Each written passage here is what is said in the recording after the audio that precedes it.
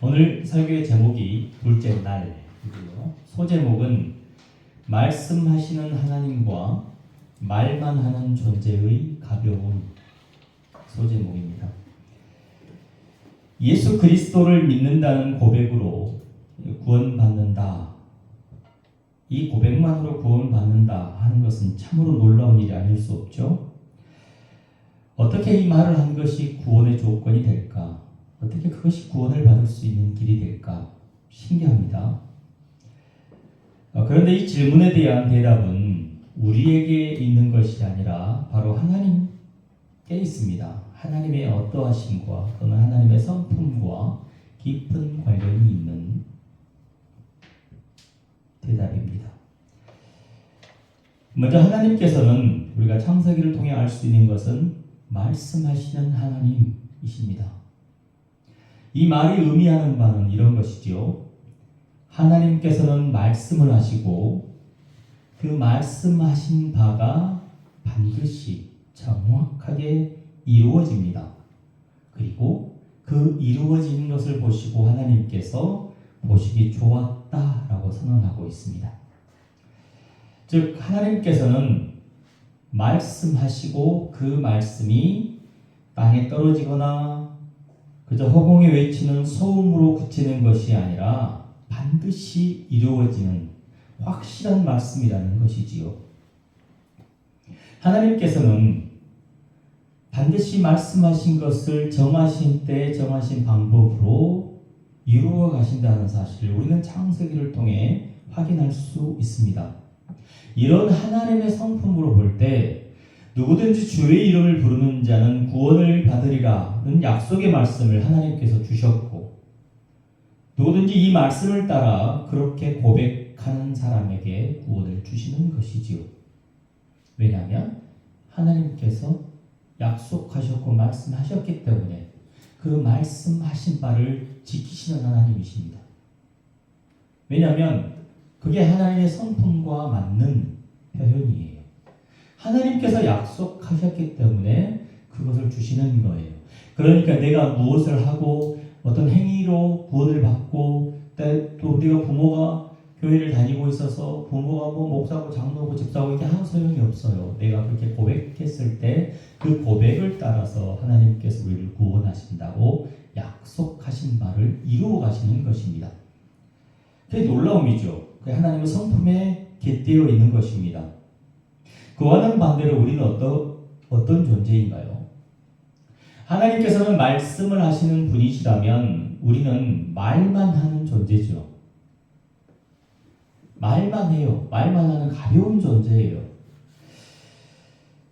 우리의 말은요, 작은 바람에도 날리는 새의 깃털보다도 가볍습니다. 스치고 지나가는 바람보다 가볍죠. 우리는 우리가 내뱉은 말을 지키지 않습니다. 나에게 이익이 되고 지키면 손해가 날 것 같은 그런 말이라면 어때요? 손바닥 뒤집어버리죠. 뭔지 그랬냐고 말이죠. 그것뿐입니까? 화나면 아무 말이나 마구 내뱉어버리죠.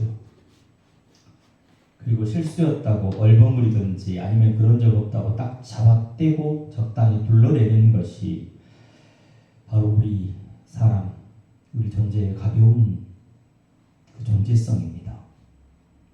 그런데 왜 하나님께서는 이렇게 가벼운 존재의 말에 반응하실까요?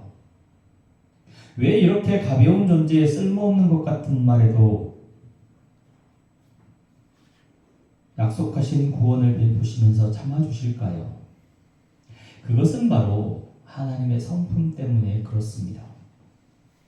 믿고 참아주시며 기다려주시는 하나님의 사랑과 온유하심 그리고 오래 참으심이 아니라면 우리의 말은 우리가 고백하는 그 고백은 아무짝에도 쓸모없는 먼지 같은 말이 되어버리고 말 것입니다. 하지만 약속하시고 신실하신 하나님으로 인하여 우리는 지금 여기 살아있는 것이고 지금 예배자로 서 있는 것이지요. 저는 이 부분을 생각할 때마다 놀라움이며 신비라고 저는 고백합니다. 우리를 향하신 하나님의 사랑과 인자하심을 찬양합니다. 찬양할 수밖에 없습니다. 왜냐하면 우리는 누구보다도 우리 존재의 가벼움을 알기 때문에 그렇죠.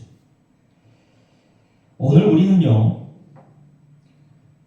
창세기 1장 6절에서 8절까지 사이에서 말씀하시는 하나님과 그 말씀하신 것이 그대로 되니라 라는 관용구처럼 된 말씀을 만나게 됩니다. 첫째 날 그리고 둘째 날, 이 말은 바로 선포하시는 하나님, 그리고 그것이 그대로 이루어지는 모습을 우리에게 보여주고 있습니다. 오늘 본문에 보면 만들어지는 것은 궁창입니다. 물과 물 사이에 궁창을 만드시고 그 물이 아래의 물과 위의 물로 나뉘는 날이지요. 궁창, 즉 창공이라고 불려지는 것은 아래의 물, 그러니까 바다와 같은 아래쪽에 있는 물과 위쪽에 있는 물로 구분되게 됩니다. 더 정확히 표현하면 물과 물 사이에 궁창이 만들어지는 것이지요. 달리 표현하면 이런 것입니다. 궁창은 아래의 물과 위의 물 사이의 공간을 점유하는 거예요. 이것의 이름은 하늘이라고 명명됩니다. 여기에서의 하늘은요, 온 우주를 지칭하는 것이 아닙니다. 바로 우리 지구, 우리가 살아가는 지구의 한정된 공간을 의미하는 것이지요. 이 두 번째 날, 하나님의 초소이자 사람과 모든 생물의 초소인 지구의 직접적인 하나님의 창조와 섭리가 작동하는 날이지요. 두 번째 날은 바로 그런 것이 시작되는 날입니다. 하지만 사실상 구약 성경이 이 궁창의 본질이 무엇인지 또는 어떻게 생각하고 있는지에 관하여 명확하게 밝혀주고 있지는 않아요. 궁창이라고 번역되어 있는 이 단어는요, 발을 구르다 또는 망치로 두드려서 넓게 펴다 라는 의미를 가지고 있어요. 출애굽기에서 이 단어가 망치로 쳐서 펴다 라는 의미로 등장합니다. 강조점은 어디에 있냐면 펴다에 있어요. 펼쳐지다. 하지만 창세기의 관심은 바로 이 물과 물이 나뉘고 그 사이에 궁창이 만들어진 것에 관심을 가지고 있습니다. 이 고대 신화들을 보면 성경과 오직 에누마 일리쉬라는 책에서만 이 물을 지배하는 것에 대해서 독특하게 기록하고 있습니다. 물은 혼돈 또는 신적인 존재로 여겨지는 신성시되는 것이었는데 성경은 뭐라고 이야기하죠? 바로 그 물을 하나님이 창조하셨고 다스리신다라는 사실을 우리에게 보여주는 것이지요. 출애굽기 시절에 이집트의 나일강을 피로 변하게 하신 하나님, 홍해를 둘로 갈라지게 하신 하나님, 바로 그것은 이 물을 창조하시고 물을 관리하시며 물을 통제하시는 하나님이시기 때문에 가능한 일이에요. 그 하나님에게 있어 홍해를 가르는 것쯤은 아무것도 아닌 것이지요. 그걸 창조하셨고 또 오늘 성경에도 그걸 가르고 있잖아요. 아래 물과 위 물로 나누신 하나님. 마치 그것처럼 홍해를 양쪽으로 나누시고 가운데 길을 내신 하나님. 하나님께서는 이 일을 하는데 별다른 어려움이 없으십니다. 왜냐하면 창조하셨기 때문에 그렇죠. 오늘 7절에서 우리는 반복되는 문장 하나를 만나게 되는데요. 바로 이런 것입니다. 그대로 되니라. 하나님께서 말씀하셨고 하나님의 말씀이 성취되는 순종하는 모든 것을 보여주는 단어, 문장 그대로 되니라. 창세기에 이 문장이 등장한다면요, 출애굽기 31장에서부터 성막을 만든 사건이 등장하는데 거기도 보면 이 문장이 반복되고 있습니다. 하나님께서 모세에게 보여준 식양대로 되었더라. 계속 이 문장이 반복됩니다. 그대로 되니라 하는 것이에요. 마치 창세기에 천지를 창조하신 하나님께서 말씀하시고 선포하시고 그대로 되니라처럼 하나님께서 모세에게 보여주신 대로 되니라 라고 반복되고 있는 것이죠. 그대로 되니라. 그대로 되니라. 이 관용구는요, 이런 의미를 가지고 있어요. 말씀을 선포하는 사람에게는요, 하나님의 말씀과 실제 그것이 이루어지는 사건 사이에 단단한 결합을 명백하게 보여주고 있습니다. 동시에 그 말씀을 듣는 청중에 대해서는 그런 단단한 결합을 강조하고 확신하게 만드는 것이죠. 이것이 무엇을 의미하냐면 하나님께서 말씀하신 것은 그대로 이루어진다. 그러니 믿음을 가지고 소망을 가지고 기다려요. 말씀하시는 하나님에 의해 이루어질 것이기 때문에가 되는 것입니다. 즉 말씀하시는 하나님과 그로 인해 명확하게 그것이 실현되는 모습, 그 모습을 오늘 보여주고 있습니다. 서론에서 밝힌 바 말씀하시는 하나님, 바로 그 하나님의 말씀은 일정일에게 틀림이나 오차가 없이 이루어지는 모습 또는 순종하는 피조색인 것을 보여주고 있습니다. 단 오늘 두 번째 날에는요, 하나님이 보시기에 좋았더라 라는 문장이 등장하지 않아요. 왜 등장하지 않냐면 이어지는 구절을 봅시다. 9절 하나님이 이르시되 천하의 물이 한 곳으로 모이고 묻이 드러나라 하시니 그대로 되니라. 하나님이 묻을 땅이라 부르시고 모인 물을 바다라 부르시니 같이 읽어요. 하나님이 보시기에 좋았더라. 네. 둘째 날의 사역은 셋째 날 묻과 바다로 그렇게 나누신 것까지 이어지고 있기 때문에 하나님이 보시기에 좋았더라 라는 문장이 등장하지 않고 여기 등장합니다. 그래서 둘째 날의 사역은 크게 보면 물을 나누시고 다시 묻과 물로 나누시는 이 두 번 나누시며 질서를 잡으시는 그 모습으로 우리가 이해할 수 있는 것이죠. 이 두 번째 날 동창과 물이 나뉘고 세 번째 날 이어서 묻이 드러나고 물이 드러나는 것까지 완성되는 과정 중에 있기 때문에 하나님이 보시기에 좋았더라 라는 문장이 등장하지 않는 것이지요. 혹자는 이 두 번째 날 하나님께서 위의 물, 아래의 물 사이에 공창을 만드셨고 이 위에 공창은 대기권 밖에 이 지구를 감싸고 있는 물의 층이 있었을 것이다 라고 추정을 합니다. 그래서 사람들이 오래 살았을 것이라고, 그 물이 물이 지구를 둘러싸고 있기 때문에 그랬을 것이라고 이야기해요. 그리고 홍수 때 성경의 그 창세기에 보면 홍수 때 하늘의 창이 열려서 또 물의 깊은 샘이 열리고 하늘의 창이 열려서 물을 쏟아부었다라고 하니 그 은유적 표현이죠. 그런 표현은 몇 번 더 등장합니다. 사사기에서도 한 번 나오고 또는 그 이후에도 비가 그렇게 쏟아질 때 그런 표현을 쓰는 은유적 표현인 것이죠. 그래서 그렇게 이해하지 않습니다. 어떻게 이해하는 것이냐면 이 위의 물은요 지금도 있어요. 비가 어디서 내리죠? 하늘에서 내려요. 비가. 어떻게 비가 하늘에서 내리죠? 수증기 형태로 존재하잖아요. 아마존에는 인공위성에서 찍어보면 아마존에는 두 개의 강이 있다고 해요. 하나의 강은 대지에 흐르고 있습니다. 근데 하나의 강은 하늘에 있어요. 그래서 이 비가 굉장히 많이 쏟아진다고 합니다. 그 하늘의 강이 없으면 아마존이 유지되지 않는다고 하죠. 지금도 존재합니다. 그래서 이 위의 물은 수증기 형태로 지금도 존재하는 그런 것입니다. 이 창조는 첫째 날을 지나 둘째 날이 되면 어디를 향하고 있냐면 바로 우리가 살아가고 있는 지구를 향해 가고 있음을 알 수 있습니다. 빛과 어둠이 존재하지만 아직은 물로 덮여있는 지구에 그 물이 아래 물과 위의 물로 나뉘면서 대기권이 형성되는 광경으로 변하는 것이 둘째 날의 창조입니다. 이날은 다른 날에 비해서 상대적으로 많은 창조가 이루어지지 않은 것처럼 보여요. 첫째 날은 우주를 창조하셨고 근데 둘째 날에는 궁창만 만드셨거든요. 그런데 그 다음날 이어지는 걸 보면 이 궁창이 없으면 모든 생명이 깃대어 살아갈 공간이 없습니다.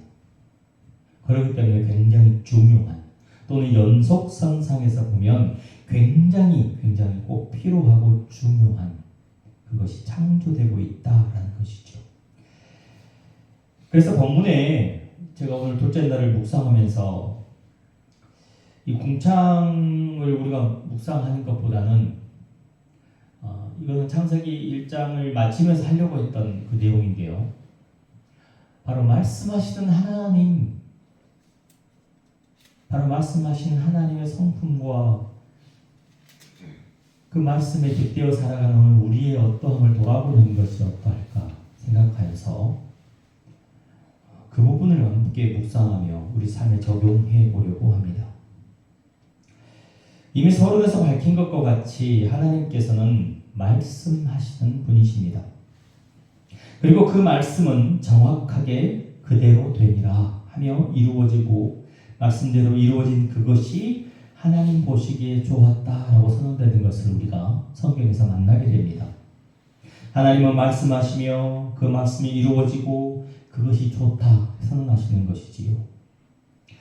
달리 표현하자면 하나님의 말씀은 1.1획의 변함도 없이 이루어진다 라는 의미에서 하나님께서는 말씀하시는 분이십니다 라고 정의를 내리는 것입니다. 그러면 여기서 이런 질문을 한번 던져볼까요? 이루어진 것의 최종적인 것, 즉 과정이 어떻든 결과가 하나님께서 원하는 대로 됐으니 좋다라고 하시는 것인지 아니면 그 되어지는 과정을 포함한 최종적인 것을 좋다 하시는지 전자일 것 같아요? 후자일 것 같아요? 그저 결과적으로 성취됐으니 좋다고 하시는 건지 아니면 그 모든 과정을 포함하여 성취된 것을 좋다고 하시는지. 그렇죠. 당연히 후자죠. 후자일 수밖에 없습니다. 왜냐하면 하나님께서 선하신 분이시고 완전하신 분이기 때문에 그 과정조차도 선하고 완전할 수밖에 없는 것이죠. 성경의 답변도 당연히 후자입니다.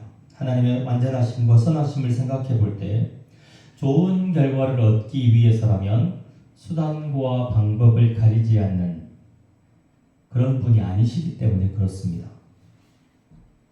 성경은 항상 선한 결과를 가지고 선한 결과를 향해 좋은 과정을 가지고 나아갑니다. 때로는 그 과정이 길고 인내가 필요하고 오래 참음이 필요할지라도 인내하면서 참으면서 기다리며 나아가는 모습을 우리에게 보여줍니다. 그래서 신약 성경의 저자들 중 특히 바울 같은 경우는요, 인내를 강조하죠. 우리가 얼마 전에 마쳤던 히브리서도 계속해서 무엇을 강조합니까? 소망을 품고 인내할 것을 요청하죠. 왜냐하면 말씀하시는 하나님의 뜻이 반드시 이루어질 것이기 때문에 그렇습니다. 인내하고 기다리는 거예요. 하지만 안타깝게도 성경에는 그걸 참아내지 못한 불순종의 사람들이 정말 자주 많이 등장합니다. 십계명을 받으러 올라간 모세가 40일이 되도록 나타나지 않으니까 무슨 일이 벌어지죠? 우상을 만들어 놓고 이것이 하나님이라고 섬기는 시내산 나라의 이스라엘. 가데스 바네아에서 정탐을 갔다 돌아온 12명의 보고를 듣고 10명의 악평과 2명의 좋은 평가를 듣고 10명의 악평을 따르며 이집트로 돌아가자고 반란을 일으켰던 가데스 바네아의 이스라엘. 사사기 시대 어떤가요? 자기 소견에 옳은 대로 살았던 가나안의 이스라엘. 왕을 세워달라고 요청하던 사무엘 시대의 이스라엘. 그리고 그 왕과 함께 타락의 길을 걷다가 아수르와 바벨론에 의해 멸망당한 이스라엘. 그들의 모습이 그러합니다. 그런데 오늘 우리는 어떤가요? 오늘 그리스도인은 어떤가요? 오늘날 말씀하시는 하나님을 믿는다 하는 그리스도인들의 삶의 모습은요, 아무래도 전자에 가깝지 않을까요? 과정과 결과가 모두 선한 것이 아니라 결과만 선하면 된다는 식의 그런 일들을 일삼고 있는 것이 오늘 우리의 모습은 아닐까라는 생각에서 이런 질문을 던져본 것입니다. 전자의 답변은 그런 것이지요. 과정이 어찌되든지 결과적으로 하나님의 말씀만 이루어지면 되는 것이 좋다는 식의 의견이죠. 뭐로 가도 서울만 가면 된다는 식의 오직 목적 지향적인 삶의 방식, 바로 그것이 우리의 삶의 모습이죠. 비판받아 마땅한 이런 삶의 모습 때문에 그런 질문을 드리고 있는 것입니다. 여러분, 그렇게 생각하는 이들이 모여있으면 그 교회 공동체에서 어떤 일이 일어난지 아십니까? 한 형제요 한 자매라 하는 한 공동체 안에서 서로 싸우고 갈라서는 것이지요. 그런 모습들이 얼마나 많습니까? 서로 오직 자신만 옳다고 주장하는 정말 꼴사나운 모습을 보이는 것입니다. 목적지만 가면 되니까요. 자신의 정치적 성향과 돈 때문에 상대방에게 상처를 주는 일들이 얼마나 많습니까? 교회 안에서 목사파, 장로파, 권사파 나눠서 싸우고, 담임 목사 싫다고 싸우고, 이 교회는 우리 교회라고 서로 우기면서 자기 교회니까 내가 지킨다고 서로 싸우는 거예요. 그러다가 열받으면 세상 법정에 고소하고, 이기는 쪽에서는 그것이 하나님의 뜻이라고 그러고, 참 부끄러움을 모르는 그런 행위들이 넘쳐나는 것이 오늘 우리의 모습이죠. 좋은 게 좋은 것이라는 그런 생각들, 자신들의 이익에 합한 목적을 이루기 위해서라면 그 미명 아래 자신의 이익을 하나님의 뜻으로 둔갑시켜 놓고 그것을 이루기 위해 온갖 불순종과 악행, 불법을 일삼아서 자신들의 목적을 이룬다면 과연 그것이 하나님께서 선하다는 평가를 하실 만한 일일까요?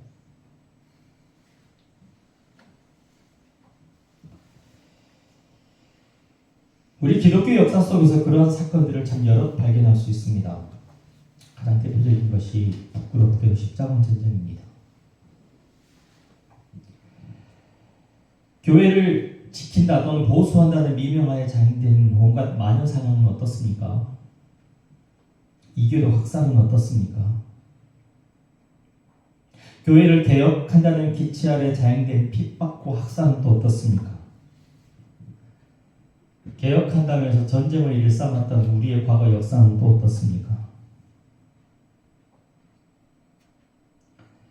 현대에 와서는 정부로부터 또는 대통령이라는 사람에게 좋은 말 듣기 위해서 교회가 복음을 무시하고 살아가는 모습은 어떨까요? 참혹한 현실입니다. 2차 대전을 일으켰던 히틀러에 대항하던 독일 목사 디트리 본헤퍼가 보여준 그리스도인의 결기 있는 모습은 오늘 우리와 아무런 상관이 없는 것일까요? 내가 그리스도인이 되었으니 내가 하는 모든 것은 가하다고 생각하는 교만, 그리고 내가 하는 것은 나는 거룩한 것이라고 착각하며 자행되는 수많은 행위들, 미신적이고 주술적인 행위들, 교회를 위한다는 미명하에 자행되는 불법과 타인을 향한 폭력적인 행동들은 다 정당한 것일까요? 그런 삶의 모습들의 결과가 과연 하나님 보시기에 좋았더라라고 말할 수 있는 것일까요? 목회자인 저에게 누군가 그런 것들을 들어가며 이것이 정말 선한 것입니까? 라고 질문을 하면 저는 그렇다, 선한 것이다 라고 대답할 확신이 없습니다. 어찌 보면 오늘 우리 한국교회와 이 시대 기독교는요, 가장 비성경적인 삶의 모습을 하며 살아가고 있는지도 모르겠습니다.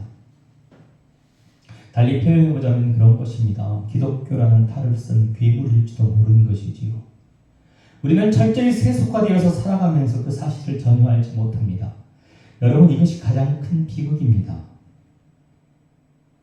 놀랍게도 오늘 우리는 말씀하시는 하나님을 믿노라 하면서도 그냥 말만 하는 가벼운 존재이고, 믿음의 삶을 살아가는 것이 아니라 비극적인 삶을 꿈꾸고 비극적인 삶의 결말을 향해 나아가면서 정작 그 사실을 모르는 어리석은 사람들이지요. 유튜브에 아마 존 파이퍼 목사님 쳐보면 이런 설교가 나올 것입니다. 잠깐 소개해드리겠습니다. 당신은 세상에서 균형을 알기 위해 많은 것을 알 필요가 없습니다. 하지만 몇 가지 것들, 위대한 사실들을 알아야 하고 그것들을 위해 살고 죽기를 각오해야 합니다. 세상을 바꾸는 사람들은 많은 것들에 정통한 사람들이 아닙니다. 그들은 소수의 것들에게 지배받은 사람들입니다. 아주 위대하고 위대한 것들에게 당신의 삶이 가치 있기를 바란다면 높은 IQ와 높은 EQ를 가질 필요도 없습니다.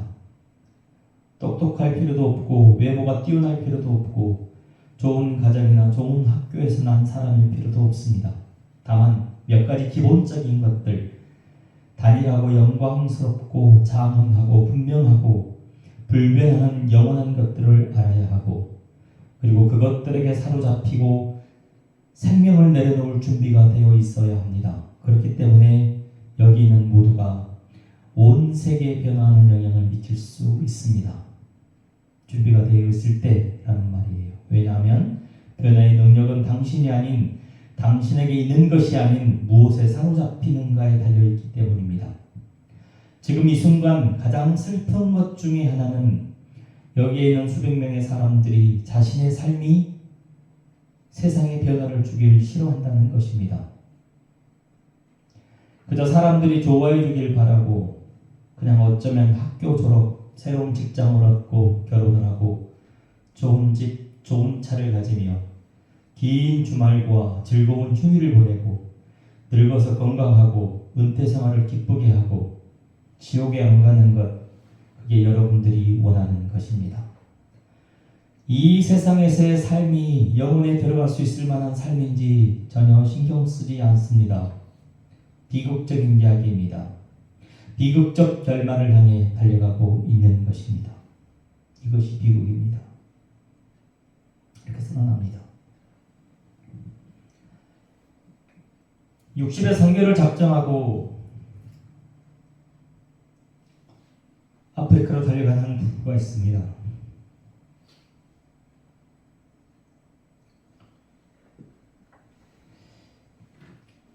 평안한 삶, 행복한 은퇴, 건강한 삶, 잘 먹고 잘 사는 것. 이것이 꿈이고 이 꿈을 위해 달려가는 친구들과 가족을 뒤로하고 탄자니아 마사이족을 향해 갔습니다. 할 수 있는 것이 없어서 화장실 청소를 하며 아이들을 섬겼고 교회가 없는 곳에 교회를 세워 복음을 듣지 못하는 이들에게 복음을 전했습니다. 그러나 80이 넘어 아내의 건강이 악화되어 고국에 들어와 하루 24시간 아내의 병간호를 하며 그러면서도 여전히 아프리카를 걱정하는 노 선교사의 삶이 비극일까요?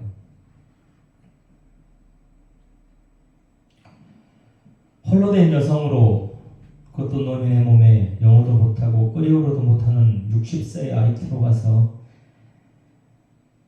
에이즈에 걸린 사람들과 아이들을 돌보며 가난한 이들을 찾아가 섬기고 복음을 전하다가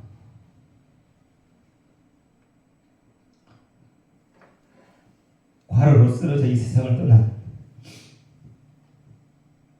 선교사님의 삶이 비극일까요? 진짜 비극은요, 그저 사람들이 좋아해 주길 바라고 그냥 어쩌면 좋은 학교를 졸업하는 것, 새로운 직장, 좋은 직장을 얻고 결혼을 하고 좋은 집, 좋은 차를 사서 가지고 긴 주말과 즐거운 휴일을 보내며 그저 늙어서 건강하게 늙고 은퇴 생활을 기쁘게 하고 지옥에 안 가기 위해 종교 생활을 하는 그런 것이 진짜 비극입니다. 이런 삶을 살아간다는 것은 그가 하나님 나라와 아무런 상관도 없는 사람이라는 사실을 너무나 전적으로 드러내주는 모습입니다.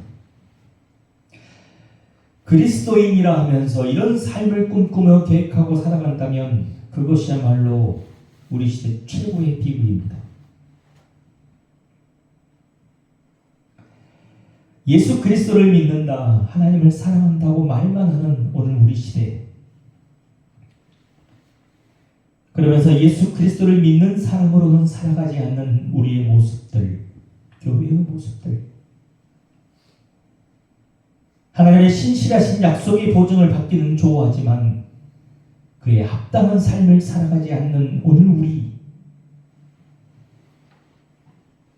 때때로 나를 얽어매는 또는 나를 몹시 힘들게 하는 구약의 성경 구절을 읽으면 구약은 나와는 상관이 없다고 털어버리는 오늘 우리, 그런 이들을 향해 신약 마태복음 5장 17절부터 20절에서 우리 주인 되신 예수 그리스도께서는 이렇게 말씀하십니다. 내가 율법이나 선지자를 폐하러 온 줄로 생각하지 말라. 폐하러 온 것이 아니요 완전하게 하려 함이라. 진실로 진실로 너희에게 이르노니 천지가 없어지기 전에는 율법의 1점 1획도 결코 없어지지 아니하고 다 이루리라. 그러므로 누구든지 계명 중에 지극히 작은 것 하나라도 버리고 또 그같이 사람을 가르치는 자는 천국에서 지극히 작다 일컬음을 받을 것이요 누구든지 이를 행하며 가르치는 자는 천국에서 크다 일컬음을 받으리라. 내가 너희에게 이르노니 너희 의가 서기관과 바리새인보다 더 낫지 못하면 천국에 들어가지 못하리라. 천지를 창조하실 때 선포하셨던 말씀하시는 하나님은 지금도 우리에게 말씀하십니다. 성경을 통해 이미 말씀하셨고 우리가 성경을 읽을 때 성령 하나님의 감동하심으로 다시 한번 우리에게 말씀하고 계십니다. 그리고 우리가 그 말씀에 반응하기를 기다리고 계십니다. 반응하는 그 사람에게 바로 하나님의 살아계심이 드러나며 하나님이 그들과 함께 하십니다. 창세기 1장을 읽어갈 때 말씀하시는 하나님과 그대로 되리라는 구절, 그리고 하나님 보시기에 좋았더라라는 이 선언을 볼 때마다 내가 믿는 하나님, 바로 천지를 창조하신 하나님, 나와 함께 하시는 하나님은 바로 이렇게 말씀만으로 세상을 창조하시는 하나님이심을 다시 한번 생각하며 감사하며 찬양하며 게을러진 나의 발과 나의 손을 다시 한번 부지런하게 움직일 수 있게 만들어주고 있습니다. 여러분은 어떠신가요? 창세를 읽을 때 그저 내가 잘 읽었던 구절, 내가 아는 잘하는 구절이라고만 생각하고 그저 스쳐 지나가지는 않으시는지요? 그러나 이 말씀을 읽을 때 다시 한번 말씀하시는 하나님이신 것을 기억하며 한 주간 삶을 어떻게 살아야 되는지, 하나님께서 우리가 어떻게 하기를 원하시며 우리가 어떤 삶을 살기를 원하시는지 고민하며 한 걸음씩 한 걸음씩 하나님의 말씀을 이루기 위해 우리를 통해 하나님의 뜻과 하나님의 계획을 이루시기 원하는 그분의 생각과 그분의 뜻을 따라 그렇게 순종의 길을 한 걸음 한 걸음 걸어나가기로 작정하고 또 그렇게 살아가는 여러분의 한 주간의 삶이 되시기를 주의 이름으로 축원합니다. 가장 비극적인 삶을 꿈꾸고 있다면 그 꿈을 내려놓고 말씀으로, 말씀 앞에 말씀과 함께 우리에게 주어진 삶의 길을 걸어가시는 여러분의 귀한 한 주간이 되시기를 바랍니다. 기도하겠습니다.